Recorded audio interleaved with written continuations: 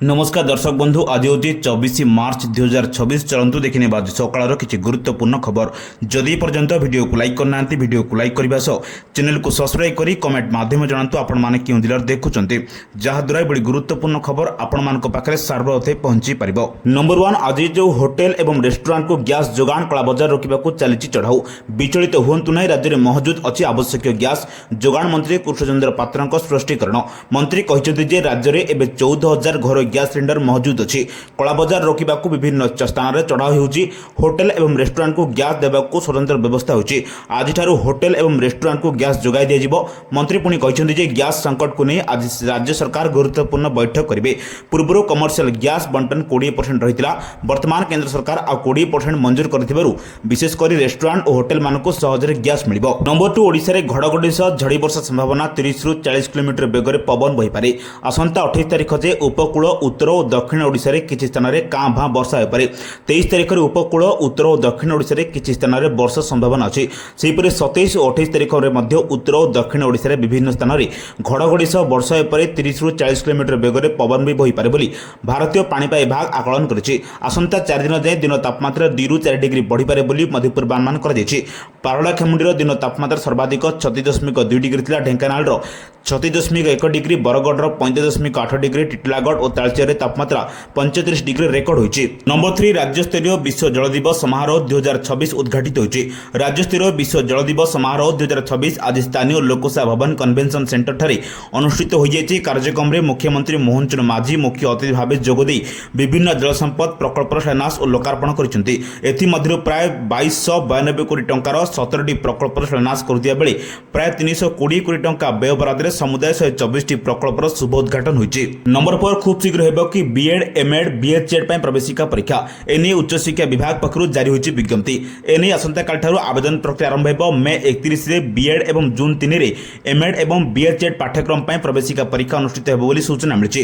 शिक्षा वर्ष 2026-27 निमंते 2 वर्षीय बीएड एमएड बीएचएड पाठ्यक्रम रे नाम लेखा प्रक्रिया शीघ्र आरंभ करा जियो बोली उच्च शिक्षा विभाग पक्षरु निष्पत्ति ग्रहण करा जायछि। ए पाठ्यक्रम रे छात्रछात्री मानकर चयन प्रवेशिका परीक्षा माध्यम रे करा जिवो। नंबर 5 सरकारी हॉस्पिटल रे अग्नि निरापत्ता व्यवस्था नियमित जांच हेबो एससीबी मेडिकल कॉलेज रे निया लागिबा घटना सरकार को अड़ुआरे पकाइछि।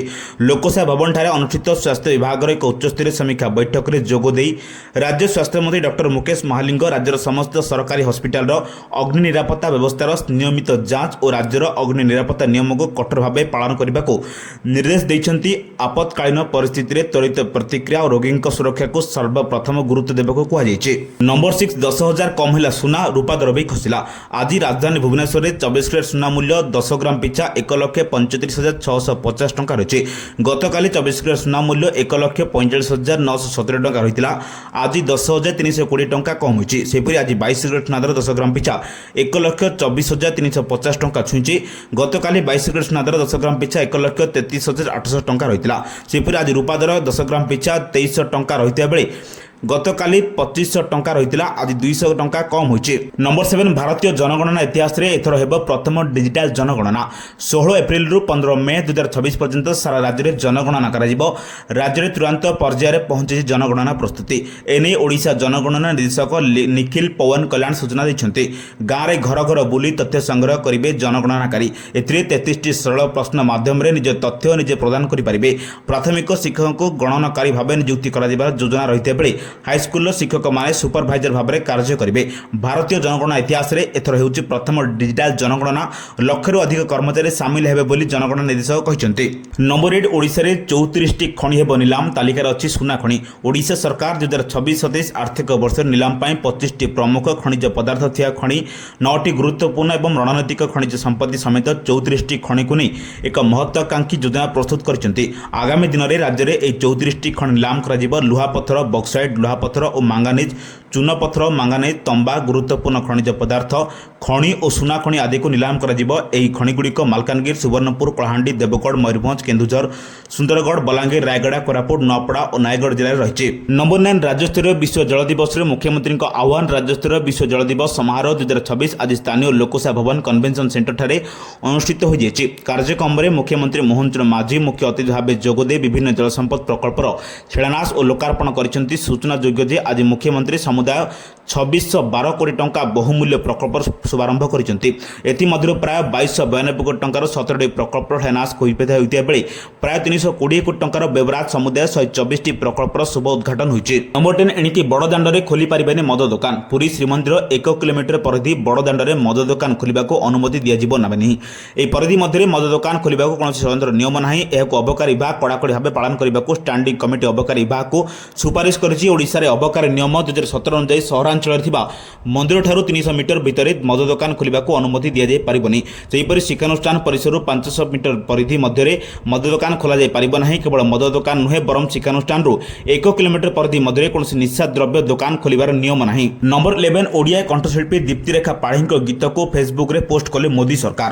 ଚୈତ୍ର ନବରାତ୍ରି ଅବସରରେ ପ୍ରଧାନମନ୍ତ୍ରୀ ନରେନ୍ଦ୍ର ମୋଦି ତାଙ୍କ ଫେସବୁକ୍ ପେଜରେ ଓଡ଼ିଆ କଣ୍ଠଶିଳ୍ପୀ ଦୀପ୍ତିରେଖା ପାଢ଼ୀଙ୍କ ଗୀତକୁ ପୋଷ୍ଟ କରିଛନ୍ତି। କଣ୍ଠଶିଳ୍ପୀ ଦୀପ୍ତିରେଖା ପାଢ଼ୀ ଦୁର୍ଗଦିନାସିନୀ ମା ଗାଇଥିବା ଗୀତକୁ ତାଙ୍କ ସୋସିଆଲ ମିଡ଼ିଆ ପେଜରେ ଓଡ଼ିଆ ଗୀତର ୟୁଟ୍ୟୁବ୍ ଲିଙ୍କ୍ ସେୟାର କରିଛନ୍ତି। ଏହି ଗୀତକୁ ଗାଇଛନ୍ତି ଓଡ଼ିଆ କଣ୍ଠଶିଳ୍ପୀ ଦୀପ୍ତିରେଖା ପାଢ଼ୀ। ମାଙ୍କର ଭକ୍ତିରେ ବିରାଟ ଶକ୍ତି ରହିଛି। ଦେବୀ ମାଙ୍କ ବନ୍ଦନାରେ ଶ୍ରଦ୍ଧାଳୁଙ୍କ ମନ ସକାରାତ୍ମକ ଊର୍ଜାରେ ଭରିଯାଏ ବୋଲି ଲେଖିଛନ୍ତି ପ୍ରଧାନମନ୍ତ୍ରୀ ନରେନ୍ଦ୍ର ମୋଦି। ନମ୍ବର 12 ବିଧାନସଭାରେ ମୁଖ୍ୟମନ୍ତ୍ରୀଙ୍କ ଉତ୍ତର। ରାଜ୍ୟରେ ସକ୍ରିୟ ଅଛନ୍ତି ମାତ୍ର 15 ନକ୍ସଲ। ମାଓ ନେତା ସୁକ୍ରୁ ନେତୃତ୍ୱରେ ଓଡ଼ିଶାରେ 15 ମାଓବାଦୀ ସକ୍ରିୟ ଅଛନ୍ତି। କନ୍ଧମାଳ, ରାୟଗଡ଼ା ଓ କଳାହାଣ୍ଡି ଜିଲ୍ଲାରେ ସୀମାନ୍ତବର୍ତ୍ତୀ ଅଞ୍ଚଳରେ ମାଓବାଦୀମାନେ ସକ୍ରିୟ ଅଛନ୍ତି। ବିଧାନସଭାରେ ଗଣତାରକା ପ୍ରଶ୍ନର ଲିଖିତ ଉତ୍ତରରେ ସୂଚନା ଦେଇଛନ୍ତି ମୁଖ୍ୟମନ୍ତ୍ରୀ।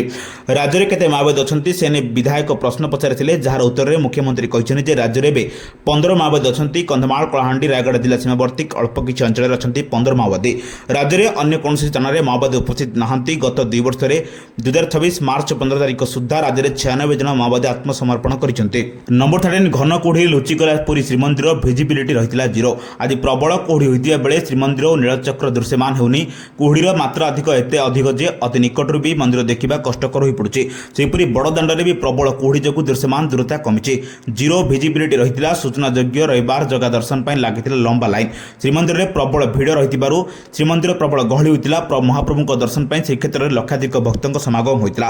ଭିଡ଼ ଏତେ ଥିଲା ଯେ ସିଂହଦ୍ୱାର ଠାରୁ ମରିଚିକୋଟ ଛକ ପର୍ଯ୍ୟନ୍ତ ଲାଇନ୍ ଲାଗିଥିଲା। ନମ୍ବର 14 ଭୁବନେଶ୍ୱର ପାଇଁ ବଡ଼ ପ୍ଲାନ୍। ତିଆରି ହେବ 37ଟି ନୂଆ ରାସ୍ତା। ତିଆରି ହେବ 37ଟି ନୂଆ ରାସ୍ତା। ଭୁବନେଶ୍ୱର ସହରରେ ବଢ଼ୁଥିବା ଭିଡ଼ ଏବଂ ଟ୍ରାଫିକ୍ ସମସ୍ୟାର ସ୍ଥାୟୀ ସମାଧାନ ପାଇଁ ରାଜ୍ୟ ସରକାର ଏକ ବଡ଼ ଯୋଜନା ପ୍ରସ୍ତୁତ କରିଛନ୍ତି। ଆସନ୍ତା 50 ବର୍ଷର ଆବଶ୍ୟକତାକୁ ଦୃଷ୍ଟିରେ ରଖି 37ଟି ନୂଆ ରାସ୍ତା ପ୍ରକଳ୍ପକୁ ଅନୁମୋଦନ ମିଳିଛି। ଏଥିମଧ୍ୟରେ ନୂଆ ରିଙ୍ଗ ରୋଡ୍ ଏବଂ ଫ୍ଲାଏଓଭର ସାମିଲ ଅଛି। ଯେତେ ପରିମାଣର ଜନସଂଖ୍ୟା ପାଇଁ ଭୁବନେଶ୍ୱର ସହର ତିଆରି ହୋଇଥିଲା, ଏବେ ତାଠାରୁ ଅନେକ ଗୁଣ ଅଧିକ ଲୋକ ଏଠାରେ ରହୁଛନ୍ତି।